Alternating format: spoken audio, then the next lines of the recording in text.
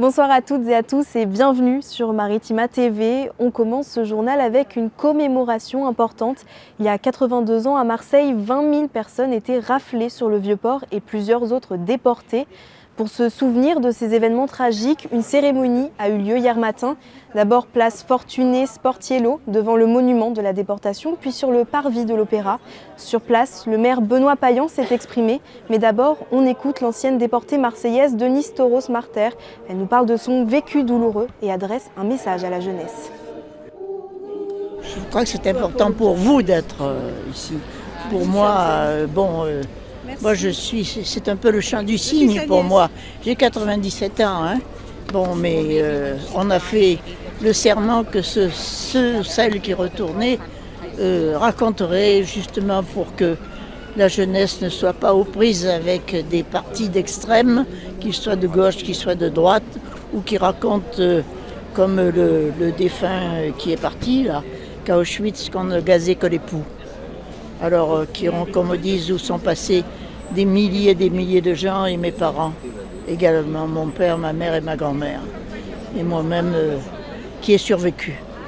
Voilà, alors faites attention aux partis extrêmes, ne vous engagez pas et racontez, parce qu'après nous, il faut qu'il y ait les jeunes qui racontent. Et là, on se trouve dans un endroit à Marseille où il y a 82 ans, il s'est passé un drame, c'est-à-dire que la police de Vichy est rentrée dans les immeubles qu'on voit autour de nous, a cassé toutes les portes et a raflé tous les juifs, quel que soit leur âge, qu'ils soient petits, vieux, a raflé tous les opposants, les a parqués, les a mis dans des wagons et les a amenés vers la mort en fait. Et c'était ça le nazisme, et c'était ça l'antisémitisme. Et donc être là, commémorer, se rappeler, c'est bien sûr faire un devoir de mémoire, mais c'est ne jamais oublier ce qui s'est passé. Des propos recueillis par Bérénice Vazac. À noter qu'il y a 80 ans, jour pour jour, le lundi 27 janvier 1945, le camp d'Auschwitz était libéré. Et toujours dans la cité phocéenne, le lycée Marseille Vert était bloqué ce lundi par les élèves. Cela fait suite aux messages racistes et sexistes découverts quelques jours plus tôt sur les murs de l'établissement. Les adolescents mettent en cause la réaction de la direction. Cette dernière a d'ailleurs sur Pronote invité les parents à garder leurs enfants chez eux. Et maintenant, l'actualité judiciaire. Pour l'affaire des municipales 2020, c'est l'heure du jugement de 2 dossiers. Le premier, le plus important, concerne le camp de la droite avec la candidate Martine Vassal. 13 personnes, dont un commandant de police et un ex-directeur d'EHPAD, sont soupçonnés d'avoir mis en place un système de procuration frauduleuse. Au total, 194 procurations illégales ont été établies, dont une cinquantaine au nom de pensionnaires d'EHPAD. Et c'est le début du procès de la bande criminelle corse de la Brise-sur-Mer. Il s'est ouvert à Marseille après une enquête déclenchée suite au décès de Francis Mariani, son membre fondateur, dans l'explosion d'un hangar en 2009. Braquage de banques et de fourgons blindés, jeux clandestins, boîtes de nuit, la Brise-de-Mer a dominé la criminalité pendant 25 ans en France et en Suisse. Et si vous êtes Marseillais, vous avez sûrement constaté les nombreux déchets qui recouvrent encore les plages. Pour lutter contre cette pollution, l'association Recycle Plastique organise régulièrement des opérations de nettoyage. La dernière en date ce samedi sur les plages du Prado. Au total, 42 kilos de déchets ont été récoltés. Reportage signé Bérénice Vazac. Armés d'une longue pince et d'une grosse dose de motivation, les bénévoles ont bravé le vent ce samedi. Objectif ambitieux, nettoyer les plages du Prado, une cause qui mobilise toutes les générations. Audrey est venue avec son petit garçon. C'est ludique et en même temps, ça leur explique qu'il faut protéger la planète pour pouvoir être à l'aise dessus et qu'on en profite. Et si tu laisses des déchets par terre, ils resteront longtemps. Sur place, les trouvailles sont variées. Samir, participant. Beaucoup de plastique, canettes, mégots, polystyrène, bonbonnes. Je ne vais pas tout réciter. Enfin, une fois récolté, le parcours des déchets est loin d'être terminé. C'est ce que nous explique Grégoire. Il est fondateur de l'association Recycle Plastique. Donc ils sont caractérisés, donc c'est-à-dire le plastique, le carton, le papier, les mégots, le verre et le tout venant est caractérisé. Et après, il y a une partie qui part en économie circulaire, donc on les revalorise. Et une autre partie qui part dans les poubelles de tri. Pour cette opération, 40 participants étaient présents. Sachez enfin qu'en 2024, l'association déclare avoir récolté près de 5000 tonnes de déchets sur toute la ville. L'association organise ce type d'opération presque une fois par mois. Pour y participer, toutes les informations sont à retrouver sur la page Instagram Recycle Plastique. Et on part du côté de la mer. Le port de Marseille-Fos se porte bien. Malgré une période d'instabilité, notamment due au contexte international, il poursuit ses projets avec un chiffre d'affaires en hausse et des investissements financiers qui se maintiennent. Au niveau de Fos, face aux défis du futur, le développement autoroutier apparaît comme indispensable. C'est en tout cas ce qu'explique le président du conseil de surveillance du port, Christophe Castaner. Si nous devons renforcer la multimodalité, si nous devons augmenter très fortement le fluvial par exemple au départ de Fos, nous ne pouvons pas négliger la route. Et c'est vrai qu'aujourd'hui, l'infrastructure de transport entre Fos et Salon n'est pas à la hauteur des flux, à la fois pour les habitants qui vivent sur place. Mais c'est vrai aussi dans l'enceinte même du port à Fos, sur lequel nous devons construire des aménagements importants, notamment sur des sujets de sécurité. Donc oui, le volet routier est un volet qui est absolument indispensable, qui doit être conforté par plus de ferroviaires, c'est ce que nous faisons sur les bassins Est et sur Marseille, mais aussi plus de fluvial. Mais ne négligeons pas la route, on ne pourra pas transformer le transport sur la route d'un coup de baguette magique, ça n'existe pas. La question qui m'a été posée est de savoir si un modèle de concession de type autoroutier pouvait être une solution. Ça ne relève pas de notre décision, vous êtes en dehors du site du port. Moi je pense que de toute façon que l'usager paye, notamment le transporteur, l'usage d'une route qui est faite pour lui ne me choque pas et au contraire, je préfère toujours que ce soit les usagers qui payent les services pour lesquels ils sollicitent des investissements plutôt que l'ensemble des Français à travers l'impôt. Le port annonce un grand débat public au printemps 2025. Il portera sur l'ensemble des projets industriels du golfe de Fos-sur-Mer. Et sur le territoire de l'étang de Berre, plus précisément à Martigues, l'épée de Damoclès au-dessus du bureau de poste de Ferrières va-t-elle enfin tomber? C'est en tout cas la question que se posent ces usagers aux alentours. Le comité de vigilance veut tout mettre en œuvre pour que ce bureau reste ouvert. Un reportage de Flavio Noriga. Plusieurs dizaines de personnes ont manifesté leur mécontentement suite aux menaces de fermeture qui pèsent sur le bureau de poste de Ferrières. Les actions vont se multiplier pour combattre cette fermeture. D'après le comité de vigilance, ce bureau de poste devrait fermer en début 2025. Une situation que ne compte pas laisser passer Francis Fournier, membre de ce comité. Nous attaquons 2025 qui est normalement l'échéance pour la fermeture. Que la Poste semble déterminée, nous avons décidé d'entamer de nouvelles initiatives qui, avec un niveau de combativité un peu plus supérieur. On est en train de travailler sur des initiatives, encore une fois, spectaculaires, innovantes, et en respectant bien sûr l'ordre public. Mais on vient d'occuper le bureau de Ferrières. C'est notre premier coup de semonce, pour montrer que nous sommes aussi déterminés que la Poste. Une fermeture qui aurait pour cause la baisse de fréquentation significative du bureau de Ferrières. Elle serait de moins 48% depuis 2019 selon un courrier adressé aux députés de la circonscription. Une baisse démentie par la CGT Poste 13. On écoute Pascal Rosette, élu CSE de ce syndicat. C'est une baisse pour nous qui est totalement fictive dans la mesure où nous avons pu constater par les chiffres qui nous sont même donnés par la Poste, qu'il n'y a pas de baisse importante. Comme si je prends Martigues-Ferrières, il y a une baisse de fréquentation que de 10% entre 2023 et 2024. Mais je peux vous dire qu'en 2024, il y a eu une augmentation du trafic et de la fréquentation des clients. Voilà. À peu près entre 140 et 170 personnes jour. Et on répond à un besoin vital pour les Martégots. Quoi qu'il en soit, la cause ne s'arrêtera pas là. D'autres actions plus importantes devraient avoir lieu en mars prochain pour faire entendre raison à la Poste. Affaire à suivre. Et on part maintenant à Fos-sur-Mer où l'éclairage nocturne est de retour. Après 2 ans sans lumière, entre 23h et 5h du matin, la ville a décidé de rallumer les lampadaires. Ils seront de nouveau éclairés à ces horaires pour que les habitants puissent se sentir plus en sécurité. On retrouve Flavio Noriga, il est allé à votre rencontre.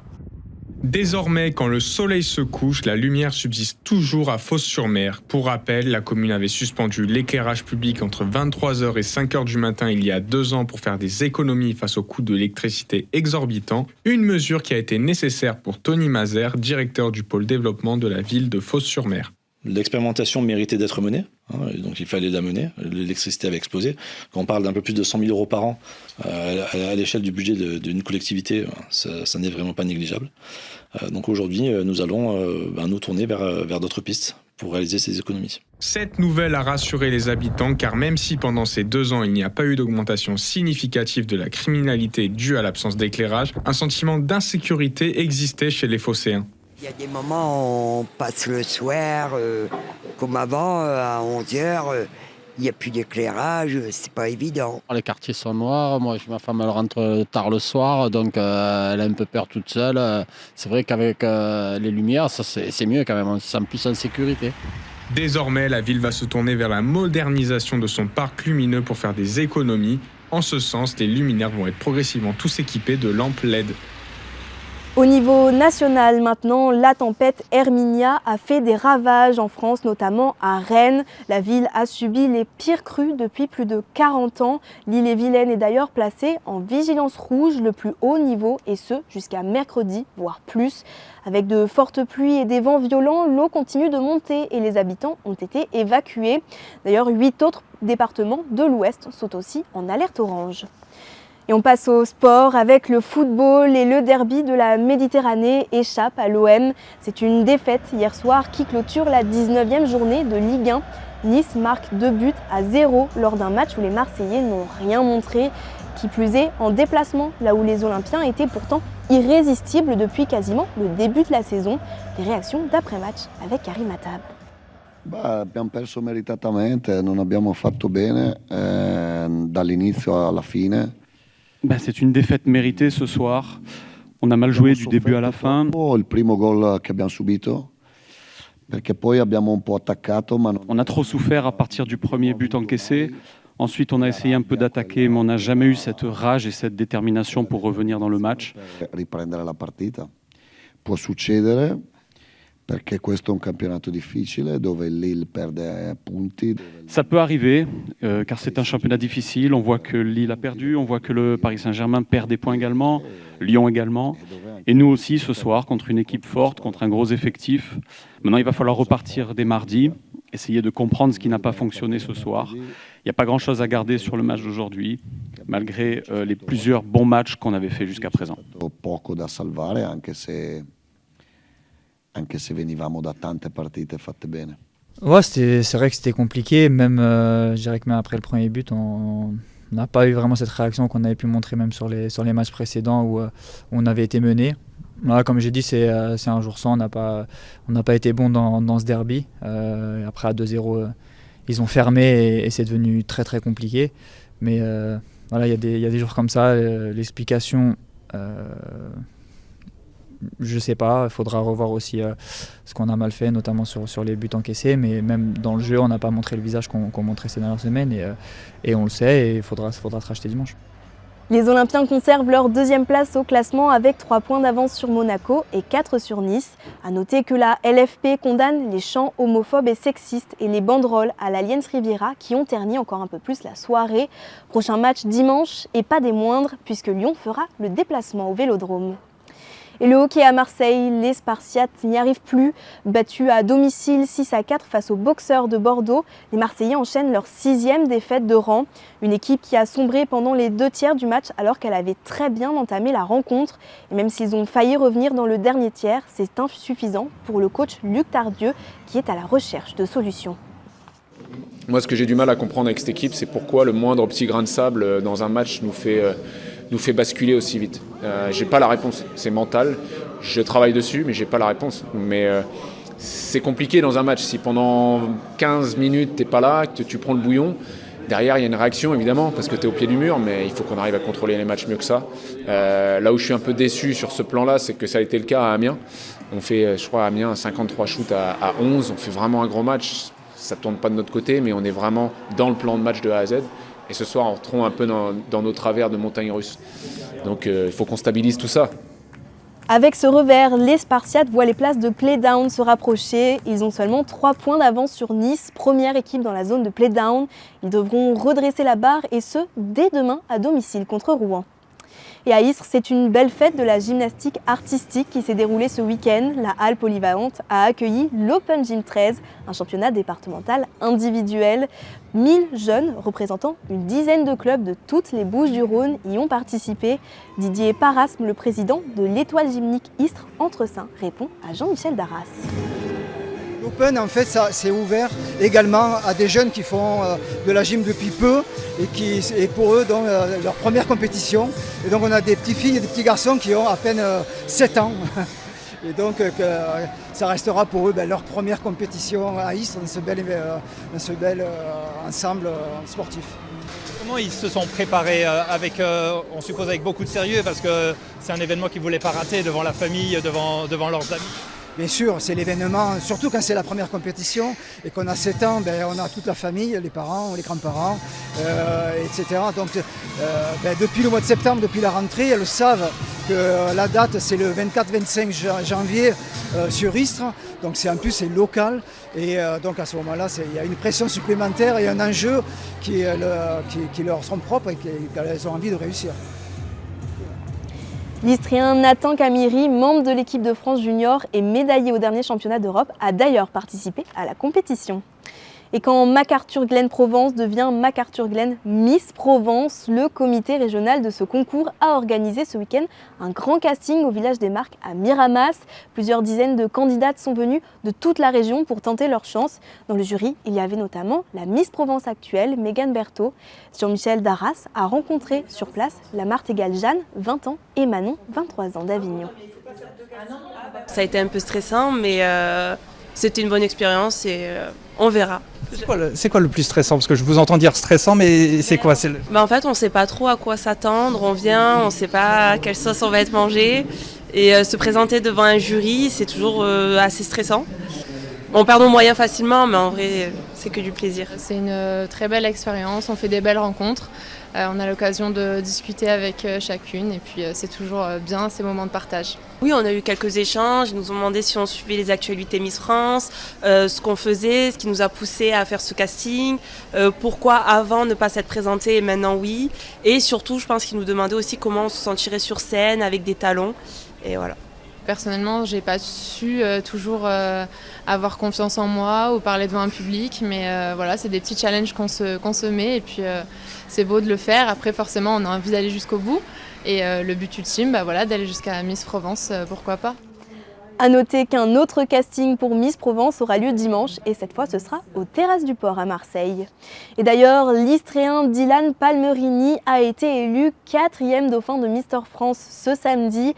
À 19 ans, il décroche ce titre face à 29 autres candidats et gardera cette belle expérience en mémoire. C'est finalement Mister Rhône-Alpes Mathieu Bedini qui a été élu Mister France 2025. C'est la fin de ce journal, je vous souhaite à tous une bonne soirée sur Maritima TV.